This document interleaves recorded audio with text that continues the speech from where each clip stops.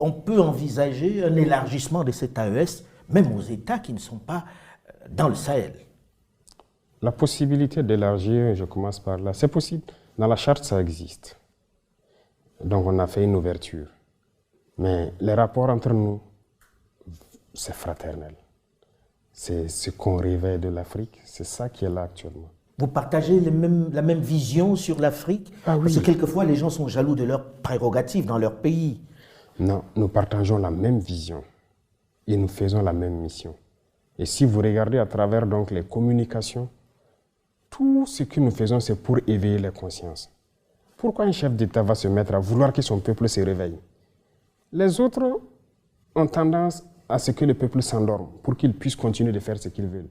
Nous, on veut que les peuples se réveillent pour que même après nous, que les gens ne laissent plus jamais des individus venir les mettre dans ces conditions-là.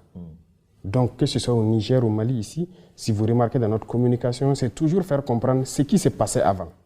Et aujourd'hui, comment nous arrivons à casser les chaînes un peu de l'esclavage. Donc c'est ça. Il faut qu'on arrive à faire en sorte que tout le monde brise les chaînes de l'esclavage. Et c'est ça notre communication. Et c'est très important. Ça, c'est une vision. Deuxièmement, ce qui concerne notre autodétermination à nous autosuffire sur le plan alimentaire, il y a beaucoup de choses qui sont développées dans nos régions. Par exemple, quand on prend des cultures comme le blé, d'ailleurs, qu'on disait que ça ne peut pas se faire dans nos contrées, nous, on le fait aujourd'hui à grande échelle. Au Mali, ils le font à grande échelle. Le Niger, ils sont en cours. Il y a beaucoup d'autres spéculations qu'on est en train d'expérimenter. Le message, c'est de faire comprendre à nos populations que nous n'avons pas besoin d'importer. On peut tout produire pour nous ici et même exporter. Produire et exporter à l'intérieur de l'AES. Est-ce qu'aujourd'hui, Monsieur le Président, vous n'avez pas peur pour vous-même? Peur? Nous avons vécu la période de Thomas Sankara, oui, qui est un peu votre modèle, puisque beaucoup vous comparent à lui par vos idées, par votre manière de vous comporter, par vos choix. Oui. On sait comment ça s'est terminé. Oui, vous avez raison, et c'est la question que tout le monde se pose, et c'est la phobie du peuple burkinabé en fait. Lorsqu'ils pensent à ça, ils ont toujours peur pour moi. Pour ma personne, je n'ai pas peur. La peur, nous ne la connaissons pas. Nous avons fait face à la mort plusieurs fois. On l'a côtoyé. Nous ne savons pas. Dieu a fait que nous soyons vivants. On rend grâce à Dieu. Donc la peur, on ne la connaît pas. Mais on a analysé le passé. Sur certains volets, peut-être que le président Thomas Sankara a fait des erreurs. Lorsqu'il a dit, par exemple, laisser les amis trahir l'amitié, ce n'est pas à nous de trahir l'amitié.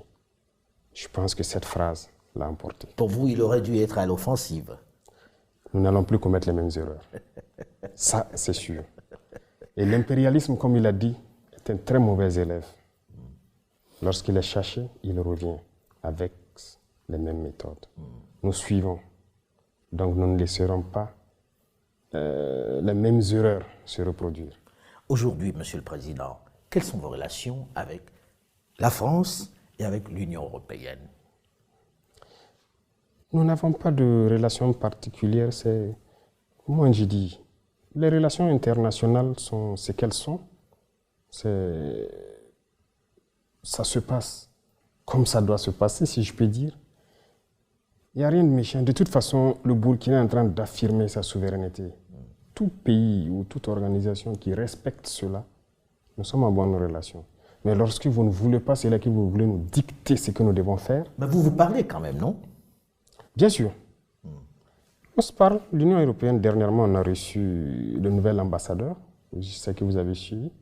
Il est là, il travaille, il n'y a pas de problème. L'ambassade française aussi est toujours là.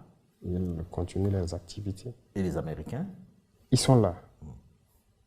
Donc il n'y a pas de souci de ce côté, la coopération continue, mais tant qu'on va respecter notre ligne idéologique, tant qu'on va respecter notre souveraineté, tant qu'on va respecter le fait qu'on veuille briser nos chaînes et être indépendant. Alors ça me donne l'occasion de terminer là-dessus. On sait que la CEDEAO n'est pas d'accord sur la sortie. En se disant, bon, pour nous, on a encore appris, je sais que la lettre leur a été adressée. Est-ce que vous acceptez encore la négociation? Est-ce que c'est envisageable que demain, vous vous dites, bon, ok, on a compris, on revient, si vous revenez à des meilleurs sentiments? Ou bien c'est terminé, on n'en parlera plus jamais? Il ne faut pas commettre certaines erreurs, je viens de vous le dire. notre itinéraire, c'est un chemin de non-retour. Tout ce que nous faisons, lorsqu'on va décider de... C'est-à-dire les chaînes que nous sommes en train de briser, c'est pour toujours. Donc plus jamais de CEDEAO. Non, c'est fini. Si on entre là-dedans, et c'est ma dernière question, si on entre là-dedans, ça veut dire aussi que dans quelque temps, vous allez vous attaquer à la monnaie, qui est le CFA. Probablement. Laissez venir les choses. C'est presque inéluctable, non, Monsieur le Président? Vous savez, dans tout ce que nous faisons, ça vous a surpris, n'est-ce pas? Des choses vont peut-être vous surprendre encore. Il n'y a pas que la monnaie. Tout ce qui est lien, qui nous maintient